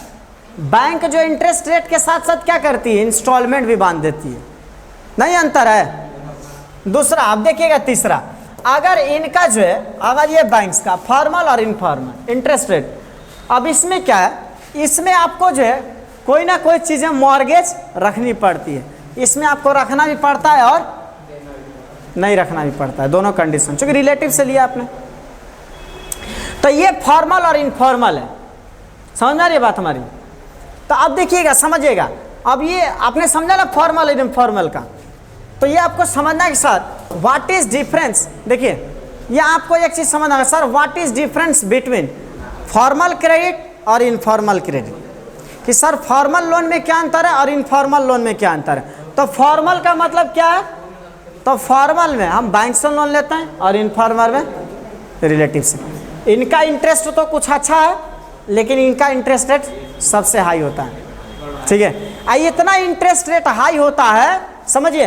ये इनफॉर्मल लोगों का, इनफॉर्मल का मतलब गांव में अगर अपने परिवार से, अपने भाई से अगर किसी से हम लोग लोन लेते हैं, गांव में घर परिवार रिश्तेदार भाई से ही किसी से हम लोगों ने लोन ले लिया, लेकिन अगर यह लोन ले लेते हैं और इनका इंटरेस्ट रेट इतना हाई होता है कि हम लोग उस कर्ज को भर नहीं पाते, केवल ब्याज ही भरते भरते हम लोग कभी डेवलप नहीं हो पाते। इसी नहीं डेवलपमेंट होने के वजह से, डेवलपमेंट नहीं होने के वजह से आज भी गांव बहुत से लोग अविकसित हो जाते हैं और डेवलप नहीं कर सकते हैं। इसीलिए गवर्नमेंट इनको आदेश देती है, आरबीआई इनको जितने भी बैंक्स हैं उन सभी लोग को आदेश देती है कि आप ज़्यादा से ज़्यादा लोन दीजिए। आरबीआई खुद बोलती है कि ज़्यादा से ज़्यादा आप लोन दीजिए। आरबीआई जब इनको ज़्यादा से ज़्यादा बोलती है लोन देने के लिए, देखिए यहीं पर बात होगी। आरबीआई इनको क्या बोलती है ज़्यादा से ज़्यादा लोन देने के लिए? क्या आप जो आरबीआई देखिए यहाँ लिखा है कि RBI monitors the bank. RBI हमेशा बैंकों को मॉनिटर करती रहती है। Reserve bank of India maintaining cash balance. आपने पूरा, अब सोचो 1 मिनट के लिए सोचो कि आरबीआई जितना भी बैंक है, पीएनबी हुआ, एसबीआई हुआ, एक्सिस हुआ, अगर सभी बैंक, ठीक है, यहाँ पर एक चीज समझते हैं, सवाल यही खड़ा होता है, समझाना थोड़ा सा हमको। अगर आरबीआई, ठीक है, अगर आरबीआई को अगर देखा जाए, रिजर्व बैंक ऑफ इंडिया सभी कैश, जितना भी कैश अभी इंडिया में चल रहा है, सभी पीएनबी से, एक्सिस से, एसबीआई से, सभी से ये पैसा वापस ले ले। अगर ये सभी पैसे वापस ले लेगा, क्या स्थिति होगी भारत की? पूरा तरह से इकोनॉमिक एक्टिविटीज रुक जाएगा कि नहीं रुक जाएगा? दिक्कत हो जाएगा ना। दूसरा, अगर आरबीआई ने जिनको पैसा दिया है, जैसे एसबीआई को इसने पैसा दिया, पीएनबी को इसने पैसा दिया, या किसी को भी इसने पैसा दे दिया, तो जिन लोगों को इसने पैसा दिया कैश, अगर ये लोग कैश होल्ड कर लेंगे, कैश होल्ड कर लिया, इन्होंने पूरा पैसा रख लिया बैंकों ने, तो अगर आरबीआई ने जिन लोगों को, पीएनबी को, एसबीआई को, एक्सिस को, चाहे बैंक ऑफ इंडिया को, जितने लोगों को कैश दिया, उन लोगों ने कैश होल्ड कर लिया। किसी को कैश नहीं दे रहे हैं, मार्केट में कैश ही नहीं आ रहा, बैंक अपने पास पैसा रखा है, दे ही नहीं रहा है, उस समय क्या स्थिति होगी बताओ? पूरी इकोनॉमिक एक्टिविटीज रुक जाएगी, पूरा इकोनॉमिक एक्टिविटीज रुक जाएगा। उस इकोनॉमिक एक्टिविटीज को बनाए रखने के लिए कैश का चलना जरूरी। इसी वजह से आरबीआई जो है, ठीक है, अगर देखा जाए इसी वजह से आरबीआई क्या करती है, देखो थोड़ा सा, इसी वजह से RBI monitors the bank. RBI हमेशा बैंकों पर मॉनिटर करती रहती है कि क्या तुमने ये जो बैलेंस है मेंटेन करके रखा है कि नहीं। देखिए ये जो है मेंटेनिंग बैलेंस, ये बैलेंस आपने, मतलब हमने आपको कैश दिया तो 50% कैश आपके पास रहना चाहिए ताकि आप बाकी सभी लेन देन कर सको। दूसरा, give loans not just to profit making businessman and traders. केवल बड़े बड़े बिजनेसमैन और ट्रेडर्स को मत दो, बल्कि क्या होना चाहिए, छोटे किसानों के भी देखो। यही नहीं, स्मॉल स्केल इंडस्ट्री, बल्कि स्मॉल बोरोवर्स, इन लोगों को भी दो। यानी बैंक जो है, आरबीआई यहाँ तक कहती है कि मुझे इंफॉर्मेशन दो कि तुम्हारे पास कितने पैसे हैं, तुमने कितना कर्ज दिया, कितने लोगों को दिया, कितना इंटरेस्ट रेट पर दिया। आरबीआई खुद नजर बनाई रहती है। अब बैंकों को कहती है कि लोन दो, बैंक कहती है कि लोन दो, हर बैंकों की अपनी कोटा होती है, ध्यान दीजिए। लेकिन देखिए बैंक ने तो कह दिया, अब ये बताइए, आरबीआई जो है कहा कि सब पैसे दीजिए, लेकिन क्या सभी बैंक पैसा देते हैं? देखिए कैसे कोटा पूरा होता है, मैं बता रहा हूँ। बैंक जो अपना कोटा कैसे पूरा करता है मैं समझा रहा हूँ।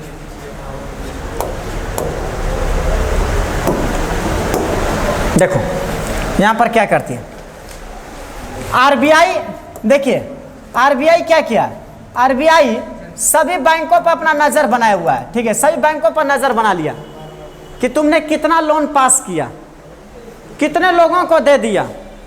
समझ रहे बात हमारी? ये देखना बहुत इंपॉर्टेंट चीज बता रहे हैं कि आरबीआई ने जो है सभी लोगों पर नजर बनाए रखा है कि तुमने सभी को लोन दिया कि नहीं दिया, कैश अपने पास होल्ड नहीं ना किए हो, तो आरबीआई ने सब पर नजर बनाया कि तुमने पैसा दिया, तुमने पैसा दिया, तुमने पैसा दिया। सभी लोगों ने इंफॉर्मेशन दे दी, डॉक्यूमेंट सबमिट कर दिया, सर हम सबको लोन दे दिए हैं, स्मॉल से लगाकर बड़े तक के लोगों को मैंने लोन दिया है, पैसा मैंने सबको दिया। किसी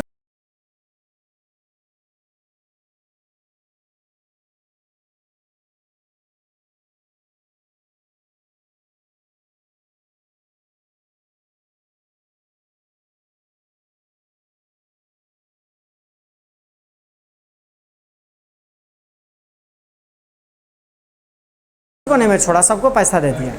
लेकिन बैंक यहाँ क्या करते हैं, देखिए बैंक क्या कितना चतुराई करती है। आरबीआई तो वहीं से देख ली, लेकिन यहाँ बैंक क्या करती है, बैंक छोटे जो किसान होते हैं तो छोटे किसानों को डायरेक्ट लोन नहीं देती है, इसके बीच में आ जाता है ब्रोकर। क्या आएगा, एक ब्रोकर, एक दलाल आएगा। वो दलाल क्या करेगा कि बैंक मैनेजर से, जो बैंक मैनेजर है उससे बात करेगा कि सर हम आपको 2% कमीशन दे देंगे।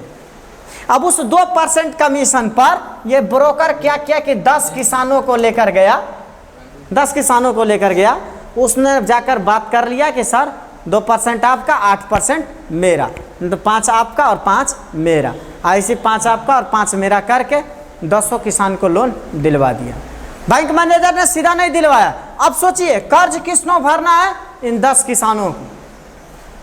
फायदा कौन उठाया, बैंक मैनेजर। और ये तो बैंक ने कर्ज नहीं दिया, ऐसे कर्ज दिए जाते हैं। इसके वजह से सबसे ज़्यादा पेनफुल होता है। बात नहीं समझ में आ रही है मेरी बात समझ में आए? तो आज भी जो एक किसान देखा जाए, आरबीआई लाख कहती है, गवर्नमेंट लाख आदेश देता है बैंकों को, लेकिन धरातल पर कुछ अलग दिखता है कि बैंकों को अगर चले जाइएगा, छोटे तक के लोगों को जल्दी कर्जा नहीं देते हैं लोग, लोन नहीं देते हैं, बल्कि बीच में ब्रोकर को मंगाकर अपने भी कमीशन खा लेते हैं और उनको भी कमीशन खा लेते हैं। अब पूरी तरह से डॉक्यूमेंट सबमिट कर देते हैं कि सर मैंने सबको लोन दे दिया। नहीं तो एक बार ट्राई करके देखिए क्या रिपोर्ट आता है। ठीक है, तो ये बैंक ऐसे करते हैं। लेकिन अब आ जाइए आगे थोड़ा सा बढ़ते हैं। आरबीआई पूरी तरह से लेकिन नज़र बनाई रहती है इस पर। लेकिन अब आते हैं आगे थोड़ा सा देखते हैं। अब देखिए लोन ये आपने ले लिया, लेकिन लोन के लिए आप देखिए, ये इसी लोन के लिए मैं यहाँ पर एक समझा देता हूँ, नहीं यहीं पे बता देता हूँ। ठीक, इसी वजह से यह लोन जो है फॉर्मल सेक्टर, मतलब बैंकों से जो मैंने यहाँ पर आपको समझाया ना, यहाँ पर क्या समझाया था मैंने कि आरबीआई लाख नज़र रखती है। आरबीआई बार बार कहती है कि आप बड़े लोगों को भी लोन दीजिए और छोटे लोगों को भी लोन दीजिए, ताकि वो भी आगे बढ़ सकें और ये भी आगे बढ़ सकें, सभी लोग बढ़ सके आगे।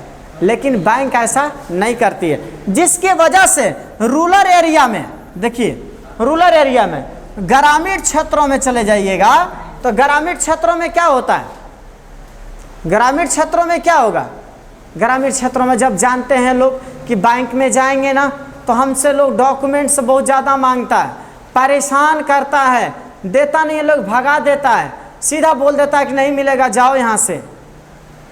इसी वजह से गांव के लोग, मतलब जो इनफॉर्मल, गांव में कोई रिश्तेदार है, कोई दोस्त है, उन्हीं से लोग जो है हाई इंटरेस्ट पर पैसा ले लेते हैं। और जब ऊंचे इंटरेस्ट पर पैसा ले लेते हैं तो वह पैसा कभी भुगतान नहीं कर पाते हैं, जिसकी वजह से गांव में आज भी चल जाइए, बहुत से लोग आज भी कर्ज में डूबे हुए मिलेंगे। समझ में आ रहा? ये कर्ज में डूबे थे, मजबूरन उनको इनफॉर्मल से लोन लेना पड़ता है। ऐसा नहीं है कि नहीं मतलब कोई मतलब ले लेता है, ऐसे ही नहीं, मजबूरी में उन्हें लोन लेना पड़ता है। ठीक है, आते हैं। अब देखिए इसमें जो है फॉर्मल और इनफॉर्मल, देखिए मैंने यहाँ डिफरेंस भी शो कर दिया सर क्या होता है फॉर्मल और इनफॉर्मल। आज भी फॉर्मल और इनफॉर्मल देखिएगा किसको क्या मिलता है। आज भी 84% ऑफ लोन्स, 84% ऑफ लोन्स, आज भी 84% लोन्स गाँव में चले जाइएगा ना तो 84% लोन इनफॉर्मल सेक्टर, घर परिवार रिश्तेदार में लोग अच्छे ब्याज पर लेता है लोग, और यही ब्याज नहीं चुकता करने के वजह से लोग हमेशा कर्ज में रहता है। वो गांव के लोग कभी डेवलप नहीं कर पाते हैं। केवल 70% लोन ये चले जाइए आपको मिलेगा शहरों में। शहरों में 17% ऐसे लोग होते हैं जो अपने घर परिवार रिश्तेदार में किसी से लेते हैं, बाकी सब का सब लोन बैंकों से लिया जाता है। ठीक है, जिसकी वजह से वो लोग सबसे ज़्यादा डेवलप और मोर डेवलप होते हैं और हम लोग अंडर डेवलप रह जाते हैं। ठीक है, तो यहाँ देखिए most loans from informal lenders little to increase the income of the borrowers. Informal जो घर परिवार रिश्तेदार भाई अगर किसी से हम लोग लेते हैं जिसका इंटरेस्ट रेट सबसे ज़्यादा होता है, उसका कर्ज हम लोग कभी भर नहीं पाते हैं। यही कर्ज भरने के वजह से उनका इंटरेस्ट रेट हाई होता है और उसको ब्याजें भरने में परेशान रहोगे। यार सोचो ना, 1 लाख कोई तुम्हें 5% पर दे दे तो 1 लाख का 5% पता है कितना हुआ? 5,000। 2 लाख तुमको कोई दे दे, अब 5% पर तो 2 लाख का क्या हुआ? 10,000। तो प्रति मंथ तुम कितना भरोगे? 10,000। 10,000 जब तुम्हारा ब्याज ही हुआ तो तुम जो कमा रहे हो 10,000 मंथ, तो फिर कैसे वो भरोगे पैसे? तो ये मजबूरी में इन्हें लोन लेना पड़ता है आज भी, जिसके वजह से ये कभी डेवलप नहीं हो पाते हैं। ठीक है, तो देखिए इस वजह से यह ज़रूरी है कि बैंक्स और कोऑपरेटिव इन दोनों लोग को ज़रूरी है कि रूरल एरिया में इन सभी लोगों को इनफॉर्मल से छुटकारा दिलाए, लोग इनको लेंडिंग दे, ज़्यादा से ज़्यादा कर्ज दे, उनको मिले सहयोग, जिसके वजह से ये आगे बढ़ सके और अपने परिवार को भी बढ़ा सके। ठीक है, ठीक है, ये जिसके वजह से बढ़ सके, इनकी डिपेंडेंसी कम हो सके। यहाँ तक कि देखिए, second, while formal sector loans need to expand, it is also necessary that everyone receive this loans the formal credit. नहीं समझे ये बात? जब बैंक्स को लोन देना ही है तो सभी लोग को ज़रूरी है कि भैया बैंक से लोन लीजिए, इनफॉर्मल से लोन नहीं लीजिए। ये ऑर्गेनाइज है, वो अनऑर्गेनाइज है, वैसे लोन लेना चाहिए। जब बैंक दे ही रही है तो आपको लेने में क्या है, लेकिन बात यह है कि बैंक मैनेजर साहब माने तब ना। वो तो बैंक मैनेजर साहब बैठ गए तो आप समझिए कि बैंक उन्हीं का है, दूसरा कोई है ही नहीं है। ठीक है, इसके बाद आ जाओ। अब इसी समाधान के लिए ध्यान दें, समाधान के लिए एक गांव में क्या बनता है, SHG। SHG क्या है? Self help group. तो सेल्फ, ये लास्ट चैप्टर है मेरा, चैप्टर का जो है लास्ट हिस्सा है ये। सेल्फ हेल्प ग्रुप क्या होता है? सेल्फ हेल्प ग्रुप क्या होता है? तो हमारे गांव में चले जाइएगा तो वहाँ पर 10-20 औरतें कलेक्ट होती हैं, वो कुछ ना कुछ सेविंग बचाती हैं, और वो 10 लोग क्या करता है, सेविंग बचाकर एक जगह कलेक्ट करता है। कलेक्ट करते करते पर डे जो भी 50-100 रुपये कलेक्ट करें तो 2 महीने, 4 महीने, 6 महीने बाद वो 10 लोगों की जो थोड़ी थोड़ी सेविंग बचाई गई है तो वो पैसा एक दिन ज़्यादा हो जाएगा। तो ग्रुप में से किसी की ज़रूरत हुआ तो भाई पैसे ले लिया उसने, अब फिर रिटर्न कर दिया तो और फिर सेविंग बचते जा रही है, तो वो पैसा एक दिन हाई अमाउंट बन जाएगा। अब फिर यही सेल्फ हेल्प ग्रुप बैंक के पास जाती है और जाकर कहती है कि सर हम लोग के पास इतना पैसा है और हमारे ग्रुप का नाम यह है, प्लीज़ हमारे ग्रुप को लोन दीजिए। तो बैंक उस ग्रुप को लोन देती है, और फिर उसी लोन को जो है लोग ले लेते हैं, लेकर फिर किस्त व इंस्टॉलमेंट में जमा करते हैं। तो इनफॉर्मल से ये बेहतर होता है। देखिएगा SHG क्या आता है, देखिए, a typical SHG has 15 to 20 members usually belong to one neighbourhood who meet and save regular. ये देखिएगा, एक क्या होता है, मतलब सेल्फ हेल्प ग्रुप अगर चले जाइएगा, ये 15 से 20 सदस्यों को होता है। उसी गांव के, उसी आसपास पड़ोस के लोगों के 15-20 लोगों का एक ग्रुप होता है जो रेगुलर मिलते हैं, रेगुलर मिलकर रेगुलर सेविंग एक जगह कलेक्ट करते हैं। ये सेल्फ हेल्प ग्रुप है। यही नहीं, मेंबर्स जो है, अब जब पैसे डेली सेविंग करते हैं तो इसी से किसी भी मेंबर को ज़रूरत जब पड़ेगी, उस ज़रूरत पर उसी ग्रुप में से वो पैसा ले लेते हैं, अब फिर उसको क्या करते हैं, रिटर्न कर देते हैं। If the group is regular in saving, अगर ग्रुप डेली पैसा बचा रहा है तो पैसा बनाने पर it becomes eligible for available loan from the bank. समझ गए ना, डेली सेविंग कर रहा है और इन लोग का क्रेडिट अच्छा चल रहा है, इनकी सेविंग ज़्यादा हो जाती है, तो बैंक से जाकर ये लोन अच्छा पैसा ले सकते हैं। तो इन्होंने 50 लाख 20 लाख अगर ले लिया, ज़्यादा तक नहीं, 5 लाख 4 लाख तक जाता है ज़्यादा से ज़्यादा, वो लोग उतना पैसा ले लिया। तो जब भी किसी को ज़रूरत हुआ, घर पर किसी की लड़की की शादी है, तो उन्होंने उस ग्रुप से क्या कर दिया, पैसे ले लिए। और जब जो भी उनको 2 लाख की ज़रूरत हुआ उन्होंने ले लिया, लेकर घर पर लड़की की शादी कर दिया उन्होंने। अब क्या करेंगे कि उस पर भी इंटरेस्ट लगाया जाता है, वो क्या करेंगे, पैसे इंस्टॉलमेंट में जमा करना शुरू कर देंगे। ठीक है, ये small loans are provided to the members for releasing, बोला कि मॉर्गेज लाइन। ये लोन क्यों दिया जाता है, ताकि छोटे लोगों को मॉर्गेज से छुटकारा मिल सके। ठीक है, देखिए, small loans are provided to the members of releasing mortgage. अभी लोन लेना हो तो क्या करना पड़ता है, हम लोग को ज़मीन मॉर्गेज रखना पड़ेगा। मॉर्गेज का मतलब क्या हुआ, बंधक। For meeting working capital needs, ठीक है, बोला कि buying seeds, fertiliser, raw materials like bamboo cloth, कुछ भी खरीदने के लिए, या हाउसिंग मटेरियल्स के लिए, या फिर acquiring assets like sewing machine and handloom skater, किसी भी चीज़ को खरीदने के लिए आप लोन ले सकते हो। Most of the important decisions, अगर कोई भी डिसीजन लेना है, भैया कितना पैसा देना है, कितने इंटरेस्ट रेट होंगे, ये ग्रुप ही डिस्कशन करेगा, दूसरा तीसरा कोई इसमें निर्णय लेने नहीं आएगा। इसके बाद इस ग्रुप को अगर चले जाइए तो जो कोलेट्रल होता है, जो हम लोग को घर, ज़मीन, सोना चांदी जो गिरवी रखना पड़ रहा है, इससे छुटकारा मिलती है। डॉक्यूमेंटेशन की ज़रूरत नहीं है, और नहीं सबकी ज़्यादा ज़रूरत है, इस ग्रुप से आप पैसे ले सकते हैं। ठीक है, हाँ, ये ग्रुप जो बैठता है तो इस ग्रुप पर अगर चले जाइए, बैठने से 10 लोग हर समस्या पर बात करते हैं, अब मान लीजिए गांव के लोग हैं, 10 लोग बैठे, हम लोगों ने किसका अपनी बात पारिवारिक किया? समस्या, लोन घर की समस्या एक्टिविटीज जो भी हो गया, उस पे लोन डिस्कशन एक्टिविटीज करेंगे में हम लोगों ने और क्या solve सीखा कर है? सकते हैं। तो देखिए क्रेडिट लोन हम लोगों ने एक्टिविटीज क्या में सीखा? क्या क्या सीखा होगा चैप्टर कि बैंक जो पैसा डिपॉजिटर चीज से में जाने लेती से है, पहले आपको समझा उस देता हूं। पैसे को वो क्या करती है? लोन के रूप में एक्सटेंड कर देती है। उसके बाद उस लोन पर इंटरेस्ट रेट ये लगाती क्रेडिट। है। क्रेडिट का मतलब इंटरेस्ट रेट से जो लोन। कमाती है, जो डिपॉजिटर है उनको भी देती है। तो और लोन का अपने पास में एक्टिविटीज कुछ पहले रखती है, वही उनके आय का स्रोत होता है। दूसरा हमने क्या सीखा कि अगर देखा जाए कि सर जब ये पैसा लेती है और ये देती है तो इस लोन लेने का क्या सिचुएशन हो सकता है? तो लोन लेने का सिचुएशन बाबू इससे पहले क्रेडिट सिचुएशन समझ लो। क्रेडिट सिचुएशन का मतलब अगर तुमने पैसा लिया, एक पॉजिटिव ले लो और एक निगेटिव एग्जांपल ले लो कि पॉजिटिव और निगेटिव, कि जैसे सलीम ने पैसा लिया तो पैसे लेकर उसने अच्छा प्रोडक्शन किया, उसके लिए अच्छा है। स्वप्ना ने पैसा लिया, नहीं दे पाई, पूरी तरह से उसको ज़मीन बेचनी पड़ी, बड़ा दिक्कत हो जाएगा। फिर भी सर कोई बात नहीं, हम लोन लेंगे, तो कोई दिक्कत नहीं है, आप ले लीजिए। तो लोन लेने के लिए terms of credit, sir loan लेने के लिए क्या क्रेडिट होना चाहिए? तो क्रेडिट ये होना चाहिए कि बाबू आपके पास कोई कोलेट्रल होना चाहिए। कोलेट्रल का मतलब कोई चीज़ आपको मॉर्गेज रखना पड़ेगा। आप अपनी पढ़ाई का कागज़ मॉर्गेज रख दीजिए, मैट्रिक इंटर BA जो आप पास करते हो वो कागज़ रख दीजिए, ज़मीन रख दीजिए, वो मॉर्गेज रखना पड़ेगा। साथ ही मॉर्गेज, आप देखिए डॉक्यूमेंट्स के बाद आपको जो है कुछ डॉक्यूमेंटेशन का काम पूरा करना पड़ेगा। कोलेट्रल तो दे दिया ना, कुछ डॉक्यूमेंट्स आपको देना पड़ेगा। ये डॉक्यूमेंट्स आप कुछ दीजिएगा। डॉक्यूमेंट्स के बाद ठीक है, मोड ऑफ पेमेंट, आप पैसा कैसे रिटर्न करेंगे वो देना पड़ेगा। ये आपके टर्म्स ऑफ क्रेडिट है। तब बैंक आपको पैसा देगी, ठीक है, बैंक आपको तभी पैसा देगी। अगर आप चले जाइए भारत में लोन का, तो भारत में लोन जो है 2 तरह का मिलता है, एक फॉर्मल और एक इनफॉर्मल। फॉर्मल क्या होता है? बैंकों से लिया जाता है, और इनफॉर्मल रिलेटिव से लिया जाता है। और रिलेटिव से लिया गया लोन जो है बोरोवर्स को कभी आगे बढ़ने नहीं देता है, इसलिए कहा जाता है कि फॉर्मल वाले लोन दें। इसी लोन को देने के लिए RBI क्या करती है? पूरी तरह से नज़र बनाई रहती है। ठीक है, अब आगे इसका हम लोग जो है रिवीजन चैप्टर में सीखेंगे।